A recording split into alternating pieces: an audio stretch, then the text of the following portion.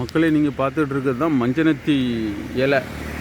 இது என்னென்னா உடம்பு வலிக்கு இதை அவிச்சு அதில் அந்த இலையை அந்த ஒரு துணியில் வச்சு உங்களுக்கு எந்த இடத்துல வீக்கமோ அந்த இடத்துல நீங்கள் அடிபட்டாலோ சுளுக்கு விழுந்தாலோ அந்த இடத்துல வீங்கியிருந்தால் இந்த இலையை அவிச்சு நீங்கள் ஒத்தனம் கொடுத்தங்கன்னா அந்த நீர்க்கட்டு இரத்தக்கட்டு எல்லாத்தையும் எடுத்துரும்.